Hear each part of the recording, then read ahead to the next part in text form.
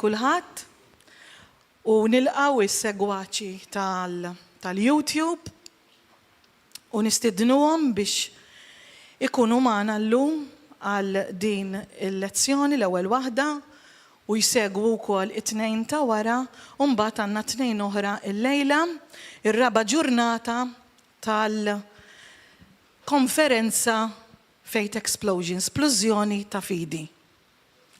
Mela nilqawkom u ħanibdew b'talba. Mulej Missier Qaddis, nirringrazzjawk ta' din il-konferenza, ta' din il-ġurnata, tal-li ġbartna hawnhekk, tiġi għaddew 4 tiem, mulej. Nirringrazzjawk ta' kull wieħed ta' dak ix-xogħol li għamilt li qed tagħmel u li ħadd tagħmel f'kull wieħed u waħda minna permezz tal-fidi, Mulej Qaddis, li inti qed titkabbar il-fidi tagħna.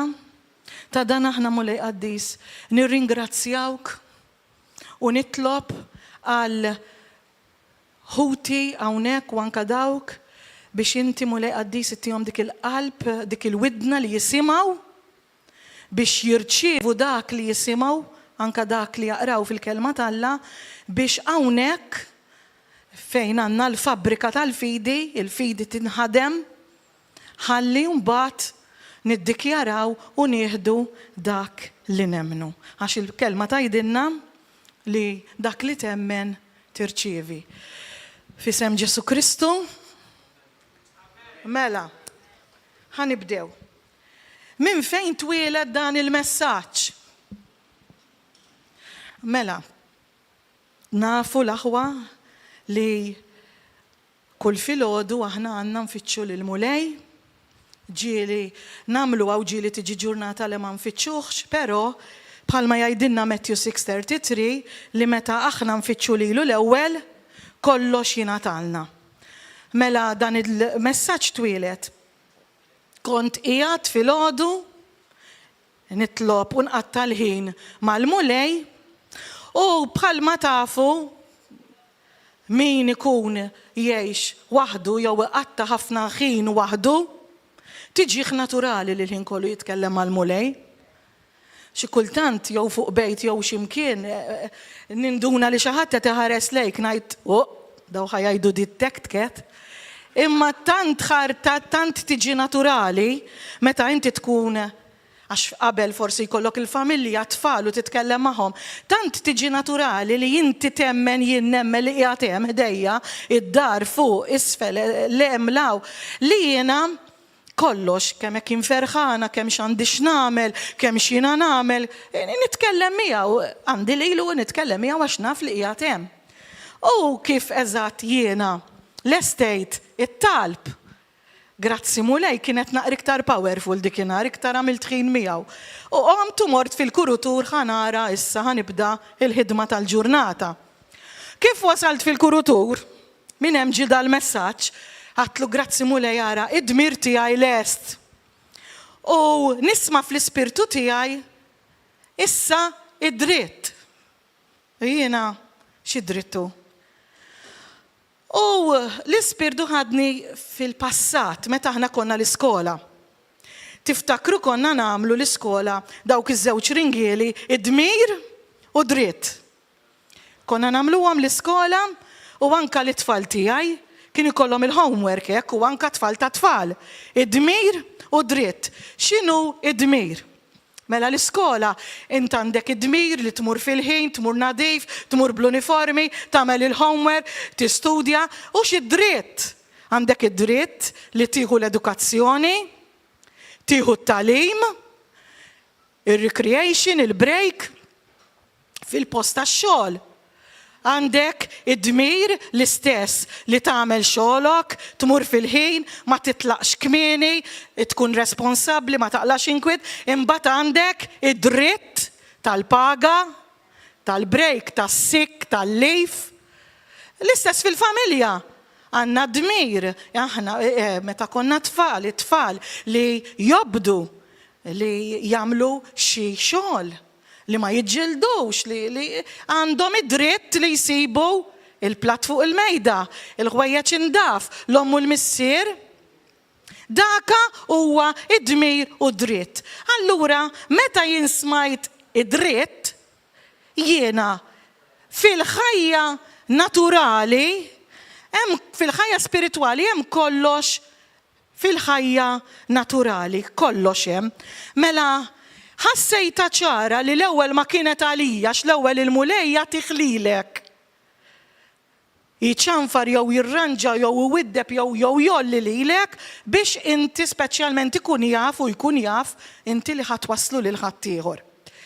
Mela dina kienet ħassejta ċara li aħna wasanna fi żminijiet li maħniex nagħtu daqshekk importanza għal wediet li tagħna. Għajdlina ġieli niddikjara mhix hekk, il-verament irridu ġieli taraw nies tismagħhom isseparaw, iddivorzjaw għax hemm miżwieġ dak li hu tal-mara tar-raġel, dak li hu tar-raġel tal-mara, inqabdu avukat u jgħidlek 10 nisa l-inqas penny. Hemmhekk kemm noħduha bis-serjetà u mmorru l-qrati biex nieħdu dak li bidritt huwa tagħna nofs bin-nofs. Issa tinsewx aħna li ndimna u sirna ta' Ġesu hemm il-patt, hemm miżwieġ. Mela dak li huwa tiegħu huwa tagħna. Mela dak li huwa tagħna huwa tiegħu. Aħna ttajni ħajjitna. Issa hu tagħna il-wediet. Meta jmutlek xi ħadd, jinfetaħ il-wirt tmur għand in-notar. Jinfetaħ il-wirt jgħidlek x'ħallilek inheritance u mbagħad bi proċess inti tieħu dak li huwa bid-dritt tiegħek biex tgawdih. Le? Il-wirt tagħna huwa il-kelma t'Alla. In-notar huwa l-Ispirtu Santu. Mela aħna ngħidu l-Ispirtu Santu biex niftħu il-wirt biex jgħidilna x'wirt għandna u niftħu il-kelma miegħu. Issa il-kelma l-aħwa mhux naqbdew u il-wediet ġast bum bum bum naqrawhom. Irridu biex ngħinu lilna nfusna fil-fidi. Meta naqraw il-wediet inkisruhom, nimmeditaw fuqhom, mhux ġast bat rajthom u pup isek bħal papra, le. Ma rridux nagħmlu hekk. Issa ħanaraw id-dritt għax Dwayne il-mulej kellem il-kulħadd differenti. Dwayne semma r-ruġġata lilu taħ rivelazzjoni hekk. Lili dan id-dritt tajuli bħala l-cashlink, il-boot, il-wallet, il-portmoni. Meta inti jonqsok xi ħaġa u tmur tixtriha, trid titħallasa u toħodha d-dar u tkun tiegħek u ħadgawdi minnha. Mela l-istess il-fidi bil-fidi biss dak id-dritt li mill-eternità mis-sopranaturali rridu nġibuh fin-natural bil-fidi biss. Issa, illum ħanaqraw il-kelma tal-Alla Luqa 7, ħanaraw dan Luqa 7. Ħanaraw il-fidi ta' dan ir-raġel biex kif tispiċċa f'isem Ġesu Kristu din it-teaching aħna il-verament bija b'kollox naraw minn fejn ġab il-fidi dan ir-raġel li aħna aħjar minnu llum għax da ma kienx ta' Ġesu biex aħna il-verament noħorġu b'dik il-fidi ta' da u ħanaraw x'għamlet il-fidi ta' dan ir-raġel lil Ġesu. Mela nibdew. Tlaqna Luqa 7. Meta spiċċa jgħid lin-nies kull ma kellu jgħidilhom għax kien jgħid jagħmel il-famuża sermon tal-Beatitudni, Ġesu daħal f'Kafarnium.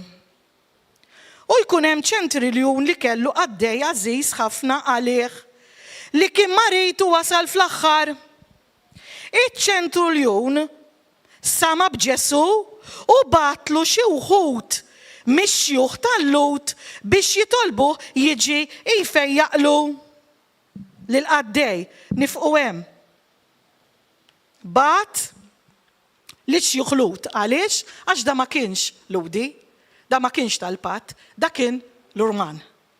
Mela, batu biex jgħidlu li għandu l-qaddej marit biex jiġi ifejjaqulu. Mela, da kien jaf li Ġesu huwa healer, kien jaf li Ġesu jfejjaq, issa naraw minn fejn. Iċ-ċenturjum sama b'Ġesu u batlu xi wħud tiġadni, issa naraw minn fejn sema, għax bil-fors tittisma' biex il-fidi tiġi. Ma tistax tiġi mingħajr smigħ. U smigħ tal-kelma tal-Alla mhux tal-News u tas-CNN. Hemmhekk il-fidi mhux ħadd iżdied, mhux hemmhekk ħadd taħħal il-biża'.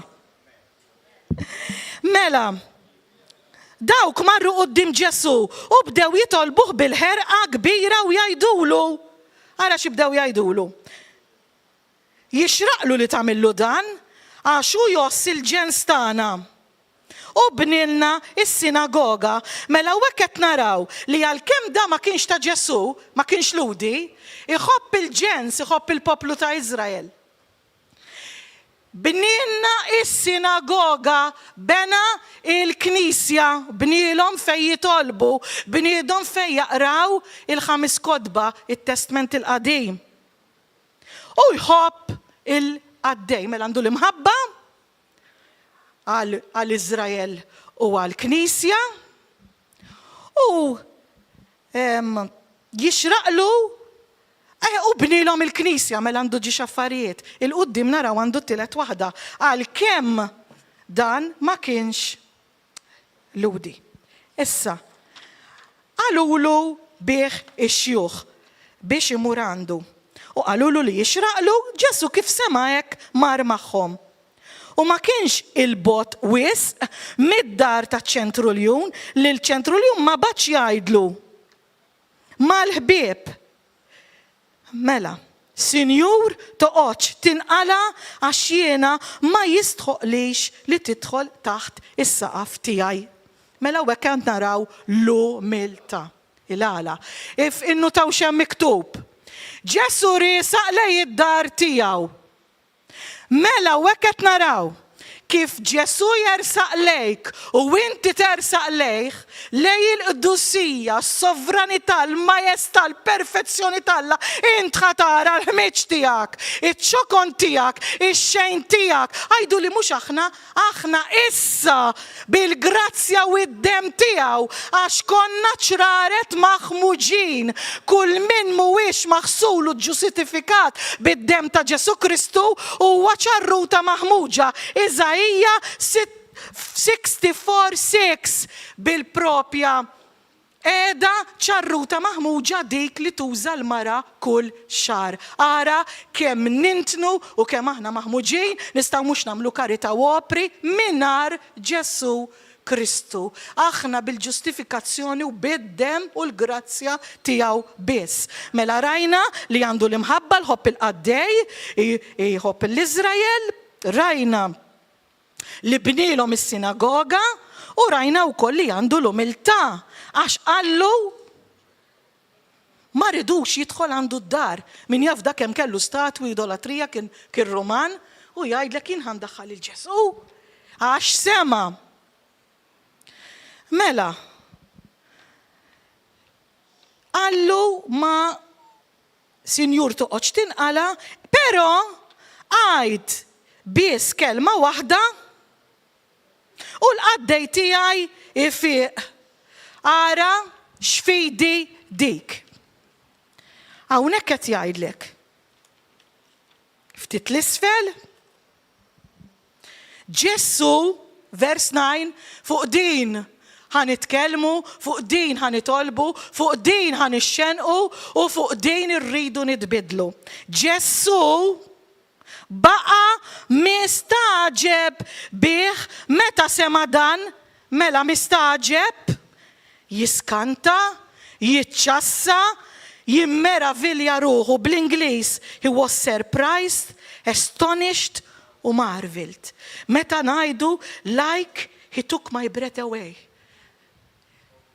jien u int ħan nirsistu biex ikonna dik il-fidi li nistaġbu lil Ġesu, li niskantawh. Ara x'ġaralu meta Ġesu skanta u ma kienx ludi, imma minn fejn ġaba dik il-fidi? La huwa bnilhom is-sinagoga u kien ikun magħhom is-sinagoga. Il-5 kotba li jiġu pritkati kuljum it-Testament il-Qadim, da kien jismagħhom. Min hemm ġaba is-smigħ tal-kelma tal-Alla, min hemm ġab is-smigħ u emmen. 1, 2, ħannajda kemm il-darba di, 3 u ddikjara, għajdlu jibad biss kelma waħda u l-qaddej tiegħi ikun imfejjaq. Meta mar lura d-dar li l-qaddej sabu qawwi u sħiħ. Mela, timmaġinaw laħwa lil Ġesu, Alla fil-ġisem jistaġeb, jimmeravilja ruħu. Darba biss tistemma fil-Bibja di li Ġesu jimmeravilja ruħu. Mela, kif Ġesu ma impressjona ruħu Ġesu, ma jimpressjonax ruħu l-aħwa kemm għandna doni, kemm nafu inkantaw, kemm nafu nitolbu, kemm nafu nipriċċjaw, nevanġeli, għax dak ta' jomna hu, mhux se jiskantax ta' jomna hu. Jiskanta meta aħna naqraw u nisimgħu fuqu. Inkissru dak li qrajna biex nimmeditaw fuqu, biex il-fidi tagħna meta tibda taħdem hawn ġol fabrika, tibda taħdem u tibda titqanqal u tikber u meta jkun hemm il-bżonn dil-fidi tola u toħroġ minn hawn. U tiddikjara bidritt, take it by force, bidritt, biex dak li hemm jien m'għandix għalfej ikolli fidi biex ngħid l-ewwel siġġijiet ħomor. M'għandix għalfej ikolli fidi li naf li intom qed tisimgħuni għax qed narakom. M'għandkom bżonn fidi biex taraw li qed nippretka, qed tarawni. M'għandkom bżonn. Imma il-fidi huwa dak li minix qed narah, dak li minix inħoss, dak li qed nara bil-kontrarju wkoll. Mela, kif ħajkonna il-fidi li timmaravilja il-mulej? Tinsiex l-affarijiet il-mulej li tagħna hu mhux se ikun laqqas staġeb. Il-Fariżej kienu tant jiftaħru, jitolbu fit-toroq jgħidu jiena nagħti d-deċma, jiena nitlob, jiena nsum. Għas kienu impressjonhom, anzi baqaddej, għax jaf li huma folot. Mela. Il-fidi tagħna nitimgħuha kif għadna biss smigħ u noqogħdu attenti x'nisimgħu għax mhux kull smigħ ikabbar u jolli l-fidi. Hemm smigħ anzi li jdaħħal il-biża, l-intimidà, l-ansjetà, il-kontrarju li jrid ismigħ li jġib ix-xitan biex jiftaħ xaq ta' biża biex inti id-dubju u l-biża jieklu joqtlu il-fidi. Il-dawk jattrattaw ix-xitan, il-biża u id-dubju għax jiftħulu bib biex u ikun jista' jopera f'ħajtek, jiekolu joqtor il-fidi, ma l-fidi tatratta l-Ispirtu Santu, tatratta l-Ġesu, toġob il-Ġesu. U iktar maħna ħanimxu il-qoddim, ħanaraw kif ħanakwistaw din il-fidi li nistaġbu niskantaw il-Ġesu li malli nisimawa taħdem hawn ġew u niddikjarawa minn fejn ma tidirx inġibuha u ingawduha. Fl-aħħar ta' żminijiet kulħadd naf li wasanna jekk ma jkollniex il-wedit x'għandna. X'għandna? Il-wedit tal-kur ċirkostanza niltaqgħu magħhom kull jum. Mela. Tajd li imma ili nitlob għajjejt aktar qed jiġu għall-ar l-affarijiet. L-uġieħ taret jikber, marbut oppressata, ma nistax nifhem. Il-kelma tajdinna meta ma nifmux. Tippruvax tifhem lilek innifsek, it-tama bisfala don't lean on your own understanding. Tippruvax tifhem f'moħħok, però ftakar li qabel tirċivi l-weda, qabel tirċivi l-promise, qabel tirċivi dak il-miraklu minn hemm, meta tkun għamilt daw il-prinċip li ħansemmu, l-attakk dejjem ħajżdied biex jaqtalek qalbek, biex iwaqfek, biex ibeżżak, biex jara kif ħajara, kif ħatagħmel xaq biex huwa jidħol. Mela, daw kollha għadta. Issa. Irridu meta għadna take it by force kif ħanamlu. Mux noqogħdu dnat ma nħallu ix-xitan, il-pastor jgħidha bl-Ingliż never let the devil see you sweat. Meta inti għalhekk il-mulej semmi dritt ma tmurx tieħdu. Aħna ċerta minna l-aħwa u wasal iż-żmien li ma nistgħux nibqgħu qtates. Irridu nsiru tigra. Bħalma kien hawn fostna min kien tigra fid-dinja, issa rridu nsiru tigra. Assaltna. Dak li huwa tagħna rriduh bi dritt. Ma mpaxxuhx il-għadu. Mela, irridu xi ħaġa hekk, ħanibdew b'xi ħaġa hekk. Mulej jiena rajt il-kelma, smajt jiena. Qed ngħidilkom kif nagħmel jien, ħalli kif għandkom verament tpoġġu saqajkom mal-art u ma nibqgħux bit-talb tates. Issa rridu nsiru kollha aħna issa maturi fil-mulej irridu nsiru tigri. Mulej jiena qrajt il-kelma tiegħek, smajta u naf kemm inti kbir. Naf li inti tista' kollox u xejn mhu possibbli għalik. Hemmhekk diġà int anka meta taqra l-kelma l-aħwa, aqra ħalli tisma' lilek innifsek taħlijiex. Għax kull kelma li toħroġ minn fomm Alla li hemm fil-Bibja qed tibnilek il-fidi. Mela taħlijiex anke inti u taqra, aqra li tisimgħek għax kollox li diħelaw ħajidħolaw. Anka billej, jiena billej dejjem bil-kelma tgħaddi, xi ħaġa tal-mulej fuq il-mowbal dejjem. Ittieqaf jekk jaqabla ċarċ ninduna u nitfalu ċarċ. Għaliex? Għax law Salm 1:1 jgħidilna li Alla tagħna la jorqod u jaqqas jonos. Jiena naf li norqod, il-ġisem tagħna jorqod, imma l-ispirtu tagħna la huwa l-ispirtu tiegħu ma jorqodx. Mela matul il-lejl qiegħed jixrob għax dak sponza. Mela kull ħin u kull mument lejlu nar inati il-fidi ismiħ biex hawnhekk ikun mimli mill-milja tal-qalb joħroġ il-fomm. Biex meta dik il-fidi jkun hemm bżonna, il-fidi stess ħatqum u toħroġ minn fommok bidritt u tiddikjara u minn hemm ġejjaw. Bekk jiġijaw, mela kif għadna mulej jiena qrajt, smajt. Naf kemm inti kbir, naf li xejn mhu impossibbli, naf kemm tħobbni, naf kemm inti tajjeb, naf kemm inti ġust. U nażel, ħanażel, għalkemm minix naraħħa, għalkemm minix inħossa, għalkemm m'għandix tweġiba, għalkemm m'għandix risposta, għalkemm minix nifhimha, imma ħanażel xorta li nemnek. ħanażel xorta li nfaħrek, ħanażel xorta li nafdak, ħanażel xorta li nonorak u nħobbok.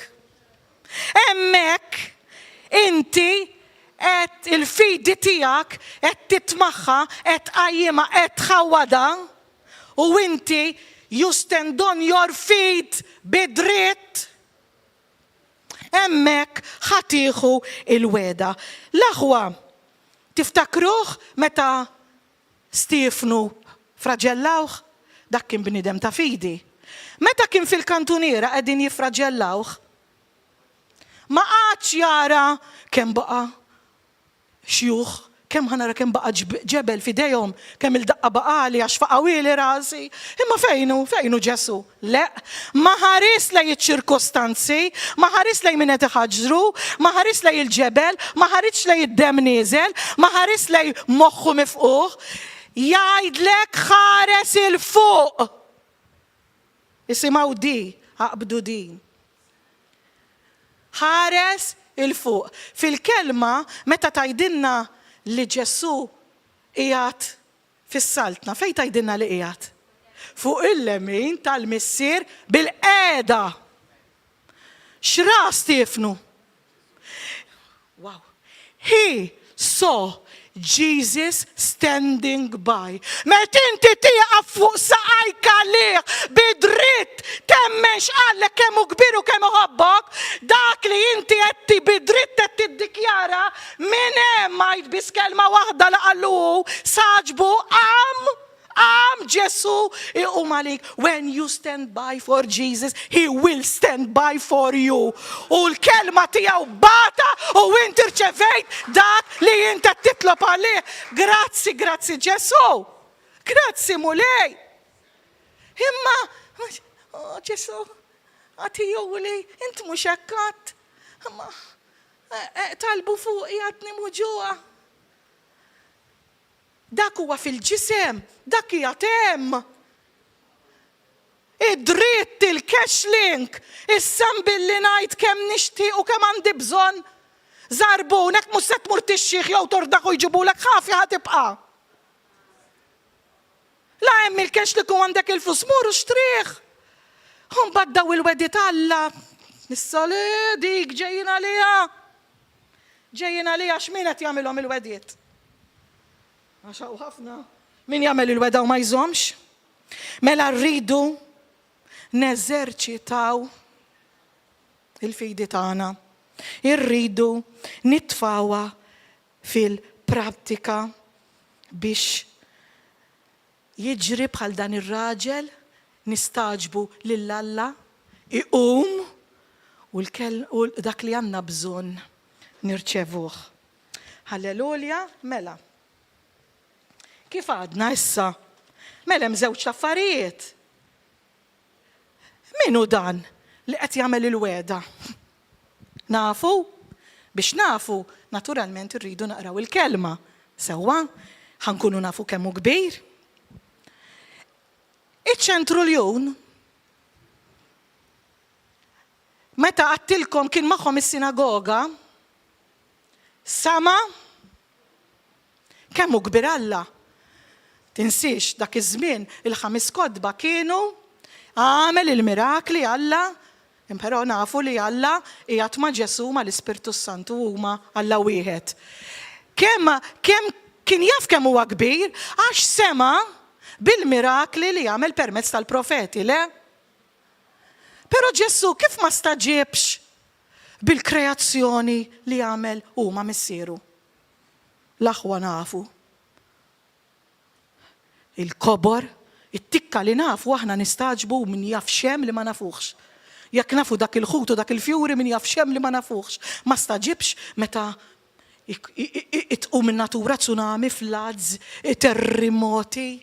Ma staġibx meta Mose permezz tal-affera il-Baħar l-Aħmar u għaddew l-Iżraeliti miraklu bħal dak. Ma staġibx Ġesu meta dik il-ħxuna tal-ħajta Ġeriko kif faħru lilu waqa'. Ma staġibx Ġesu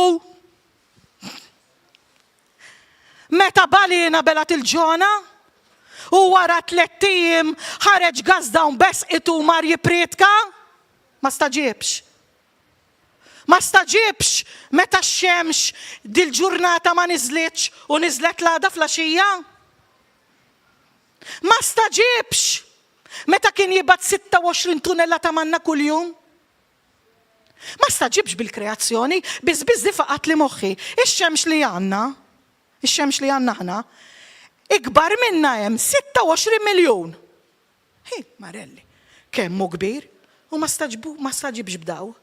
Staġeb bil-fidi ta' bniedem li mhuwiex minn tiegħu, aħseb wara aħna jien u int li għandna l-patt, li hemm id-demm, li hemm il-grazzja. Kemm nistgħu nistaġbuh iktar. Mela semmek wasanna. Issa, minu dan li qed jagħmel il-wediet? Minu biex jiena noqgħod fuq u biex jiena nemmnu? Infakru lilna nfusna x'aħna għandna meta nkunu hemm isfel, meta nkunu fil-wiet, kulħadd jibda jinsa, kulħadd jibda jiddajjef. Mela janfakru lilna nfusna minnu dan għamel il-wediet qabel nibdew issa bidritt inġibuhom. Alla mhux bniedem li jikdeb, ara min għamilhom il-wediet. Anqas bnadam biex jerġa' jibdielu, min jaf kemm il-darba weduna u reġa' bdielhom jew gidbu. Forsi jgħid u ma jagħmilx Alla? Le. Forsi jitkellem u ma jżommx kelmtu? Laqqas. Dina qiegħda f'numri 23-19. Mela f'Iżajja 55-18 jgħidilna hekk jiġri minn kelmti hija toħroġ minn fommi u ma terġax lura vojta imma tagħmel dak li toġob lili u tem dak li nkun batta tagħmel. Psalm 107, 19-20 u bat il-kelma u intom ġejtu imfejqa. Mela, ara x'fidi, għajd biss kelma waħda. Kelma waħda minn tal-mulej. Tieħu dak li trid, imma trid tixxija b'dik il-viża u tiddikjara bid-dritt u tkun tiegħek. Alla l-aħwa, dan Alla li qed nitkellmu fuq u li jagħmel il-wediet ma jmurx kontra il-kelma tiegħu stess.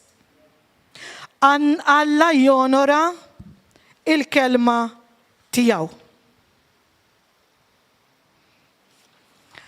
Alla jonora il-kelma tiegħu mela. Issa, għadna kif ħanġibu dik il-fidi li tistaġab u tiskanta lill-Alla. Mela, għanna, tafu kemm għandna wediet? Tafu li kemm għamilna dan Alla li ma jikdibx u jżomm il-kelma u jibat il-kelma tiegħu? Tafu kemm il-dritt ta' wediet għandna fil-kelma? Sorry? 8,810.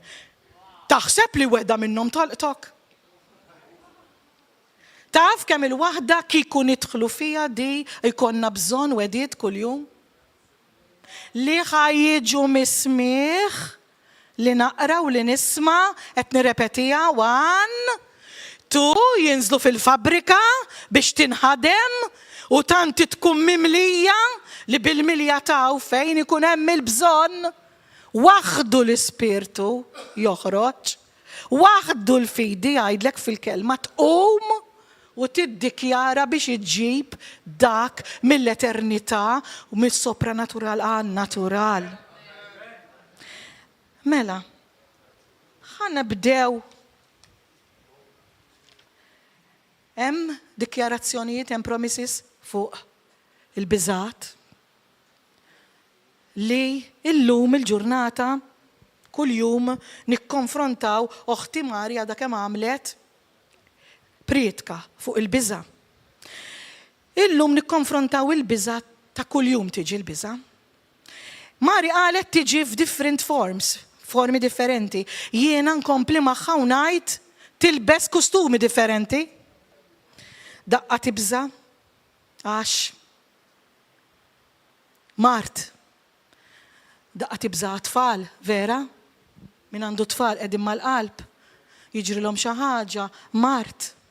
Nisimgħu kemm anke ma taqrax aħbarijiet il-ħin kollu nisimgħu aħbarijiet ħżien anke fuq Facebook hawn min jgħidlek nibda filgħodu nibża niftħu. Kemm hawn aħbarijiet ħżiena.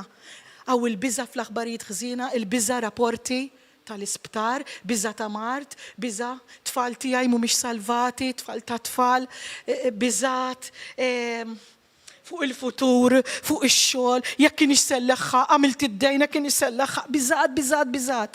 Aw il-biżat min-nies għax tkun people pleaser, nibża x'se jgħid dak u x'se jgħid li aw il-biżat għax hawn l-sin ta' ħaddieħor li jikdeb, li jqarraq, li jaqbad fuqek, speċjalment tkun bniedma Alla, jippruvaw iħammġuk għax illum ġejna, it-tajjeb jgħidulu ħażin u l-ħażin jgħidulu tajjeb. Id-dimoni tant qegħdin iduru jinqdew bnies li l-sin ħażin iqarraq biża minn dan ukoll, inġustizzja kemm hawn biżat. Però tinsewx li l-biża ma rridux inħalluha tirkibna, ma rridux inħalluha tiddominana u ma rridux inħalluha tmexxina. Jekk l-asfur qiegħed itiraw, jien ma nista' nagħmillu xejn. Però mhux se jiġi jpoġġi fuq rasi ta' biex ibejt. Tant ieħor il-biża ħad tiġi l-ħin kollha nikkonfronta. Allura, jekk inti smajt xem kontra l-biża, jekk qiegħda hemm inta, oħroġa u iddikjara u tibda tara l-biża titlaq. Fisem Ġesu Kristu dejjem. Mela,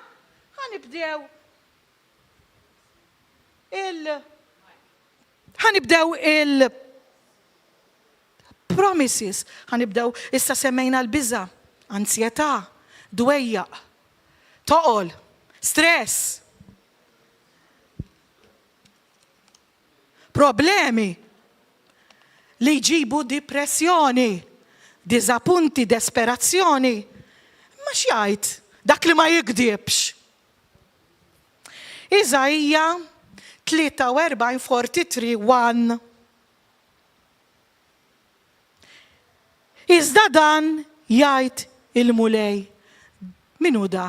Dak li ħalqek, għalhekk għattilkom kisruha biċċa, dan jgħid il-mulej, dak li ħalqek, dak li sawrek, għalhekk la tibżax. 365 darba jgħidlek la tibżax. Għaliex kull ġurnata għalina la tibżawx. Għax jaf li bil-biża ħad tiftaħ bib skanat. Ix-xitan u għandu l-awtorità jaħdem fuqek. Meta jaf li bil-fidi int ħadġib dak bidrit. U l-fidi il-biża tikola l-fidi. Il-biża ta' tratta xitan kif għadna l-ewwel. Mela jiena, inti tiegħek, jiena sejjaħtek bismek. Rebecca, Tanja, Fabien, Donna Romina, Beverly, Ritjen, kolla. Bismek! Issa dan niskolla tad-dinja. Bisimna intimità jafna wieħed, waħda. Dak kulet jagħmlilna l-promise. Kif tista' ma tafdawx? Għajjatlek bismek, grazzi mulej.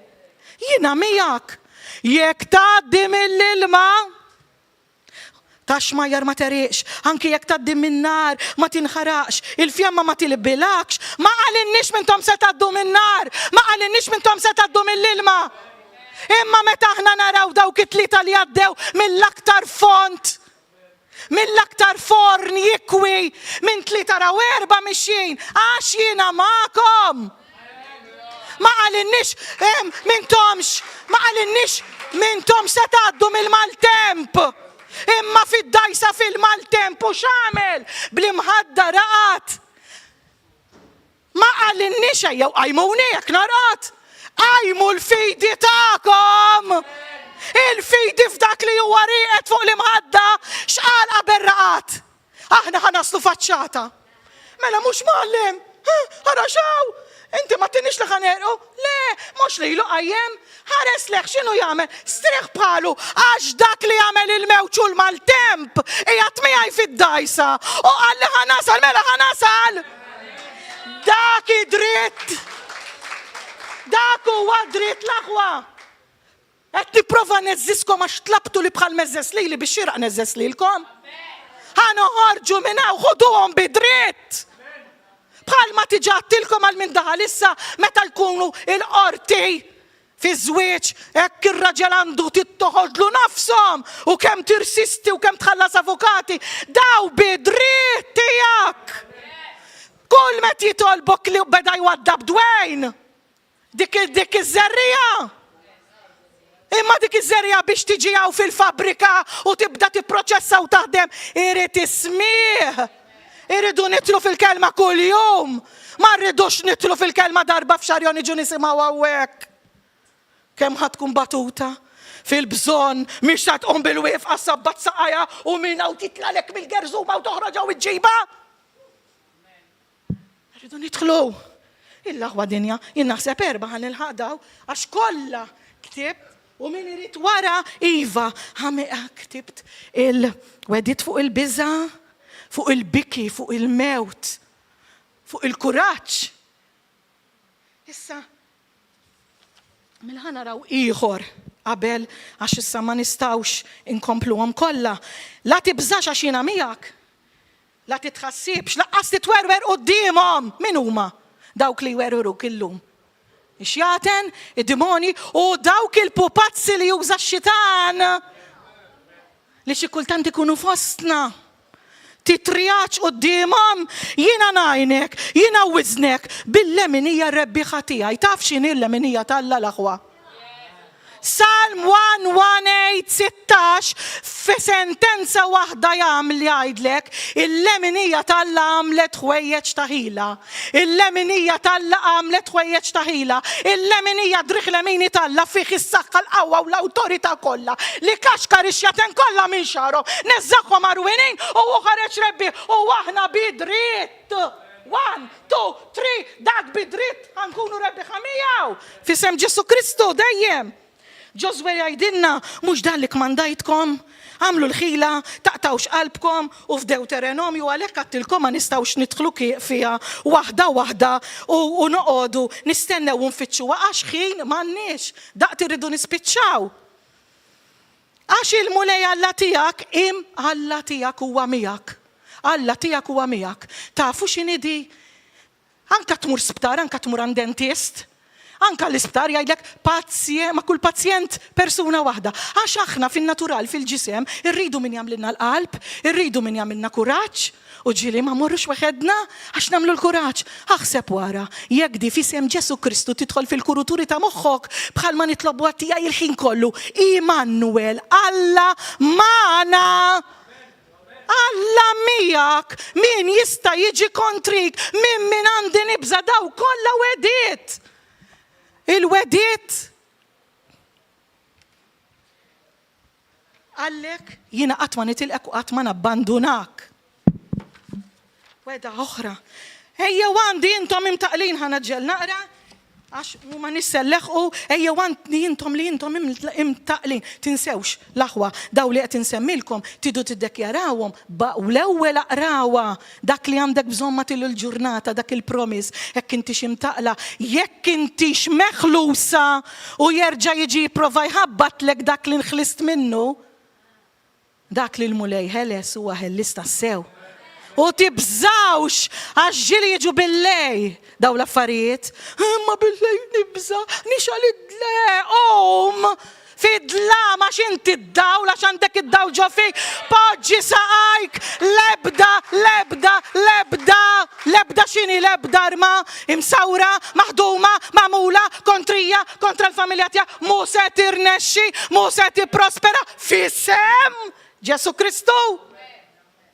Akbaru dak li hemm ġofija minn dak li hemm fid-dinja di u meta l-mulej daw il-wedjiet tiddikjarawhom bil-fidi u tarawhom iktar temnu iktar tajduhom il-ħadd ieħor. Darba kien hemm persuna ipposseduta bil-permess tal-pastor kienet waħda mit-tfal tiegħi fil-bidu u ġiet id-dar tiegħi. Kif telat l-ewwel indana kellha jnejha bluż bih. Kif telat eżatt l-ewwel indana jnejha nbidlu u jiena tlajt qabilha u qalt li jien minix dieħla għandek. Leħena u għajnejha nbidlu.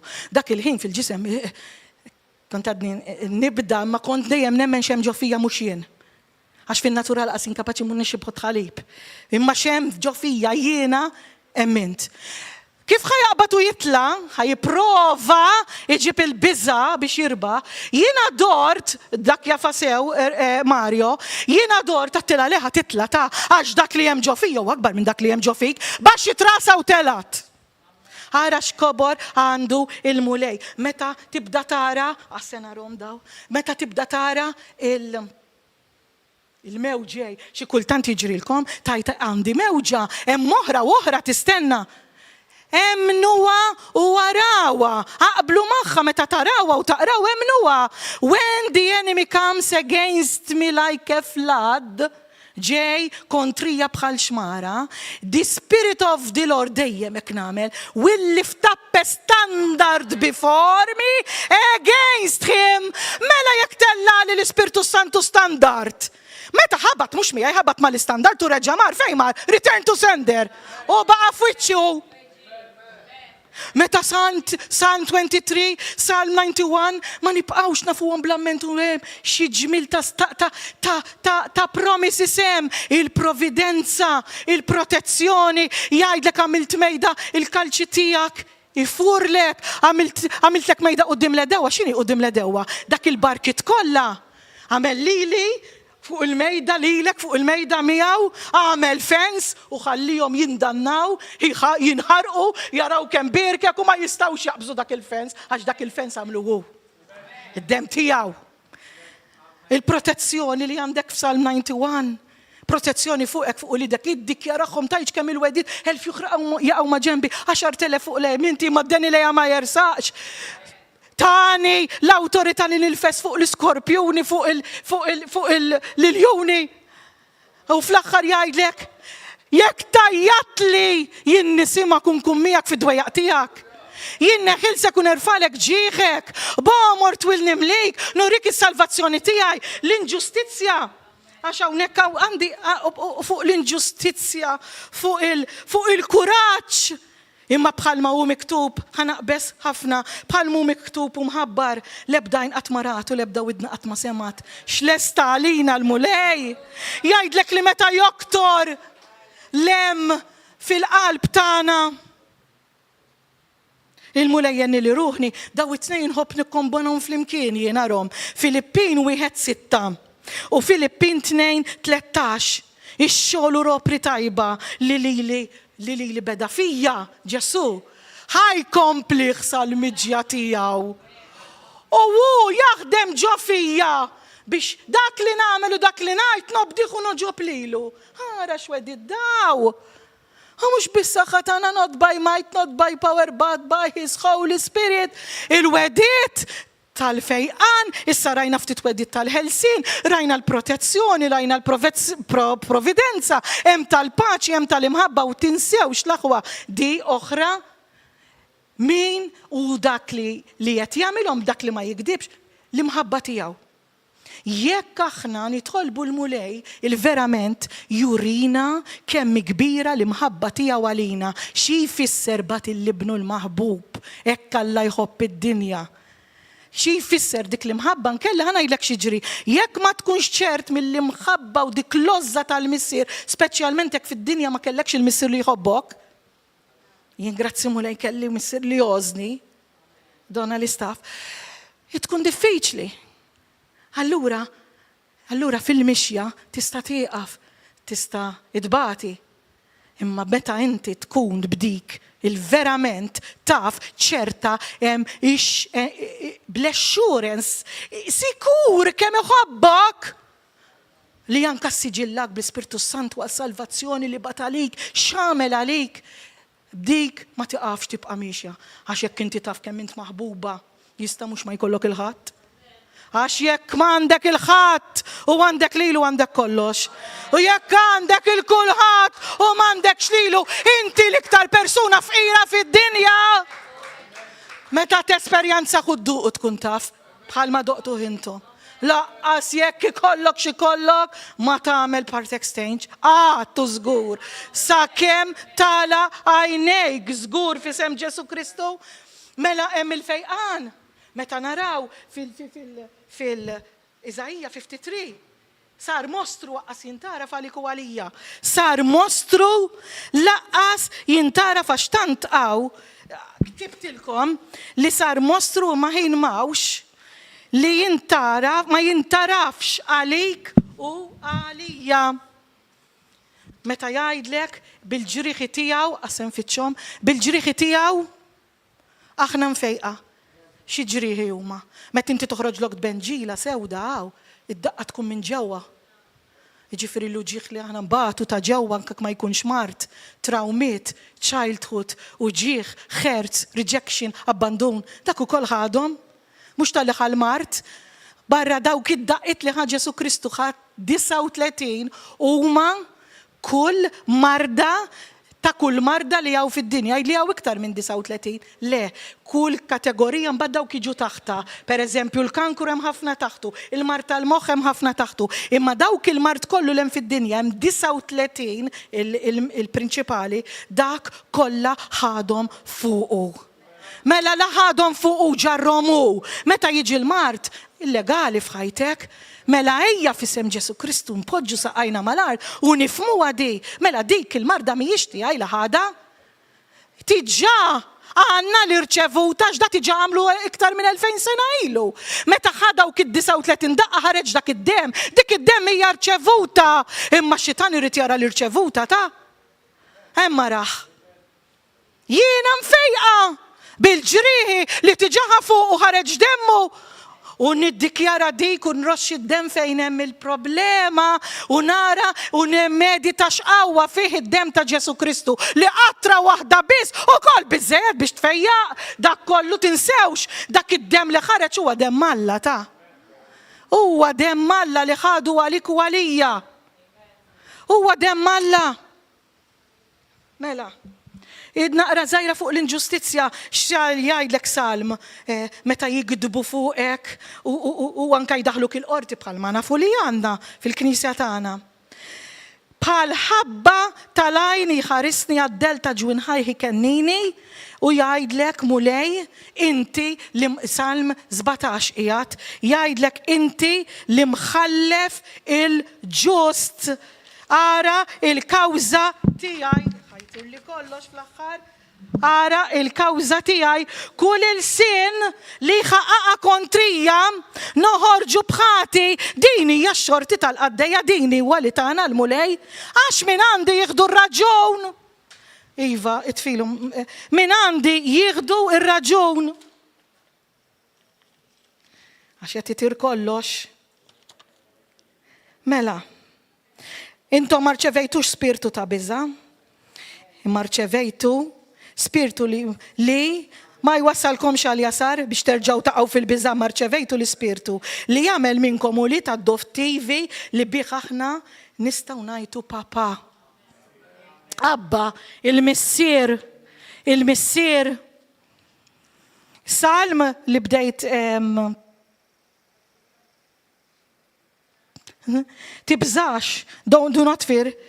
For you will not be ashamed, neither be disgraced, for you will not put to shame, you will not be humiliated. Dan qed jgħidu għall-inġustizzja. All right. Mela l-aħwa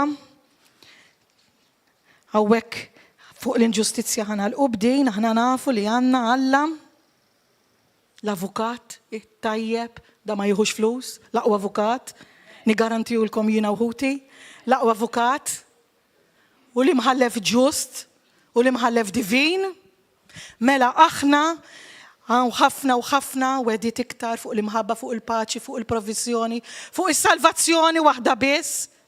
Jien, me and my family will serve the Lord. Ibqaw iddikjarawa, tista' mhux taraħħom x'inhu ma jagħmlu kemm qegħdin niżla, ibqa' għax jien u l-maħbubin tiegħi l-familjari tiegħi huma salvati u ħajjaqdu lil mulej. Mela hemmhekk l-aħwa taqna l-qubija biex aħna ikonna dik il-fidi ta' dak ir-raġel li tkellimna fuq llum, iċ-ċentru l-jum, f'isem Ġesu Kristu, naqraw l-imbirka kelma kuljum, niftħu il-wirt, qabel niftħu l-wirt insejħu n-notar li huwa ġofina li huwa għadejna biex jispjegaħħilna biex jifhemna x'wirtem. Naqraw, nisimgħu fuqu biex jipproċessa kollox ġol qalb, biex imbagħad minn hawn jibqa' tila x'nintlew bidried bil-viża niddikjaraw nemmnu f'dak li għamililna l-weda li ma jikdibx li huwa la jista' kollox u li jħobbna u nibatu l-kelma biex imbagħad mis-sopranatural mill-eternità inġibuha fin-natural u ngawduha f'isem Ġesu Kristu. Halleluja. Grazzi mulej Missir Qaddis. Amen. Inselmulkom l-aħwa ta' YouTube nispera li zammitkom naqra hekk, naqra biex tisimgħu din il-teaching fuq il-fidi, nistidnukom biex tiġu hawnhekk biex titgħallmu il-kelma tal-Alla. Il-lejla għaw żewġ teachings soħra fuq il-fidi bħala dan iltaqgħu wkoll fl-10 u konna tqarbin, nhar terba u nhar ta' sibt niltaqgħu fis-7.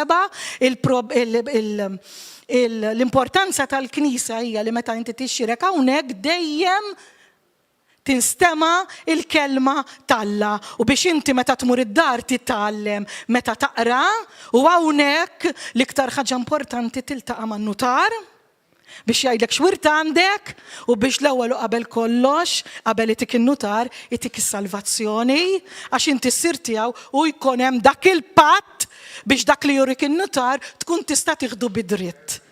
Mela narawkom l-aħwa, insellim milkom u intom inkomplu hawnhekk titilqu xaxaw tnejn oħra dal-għodu teachings oħra. Grazzi l-kulħadd.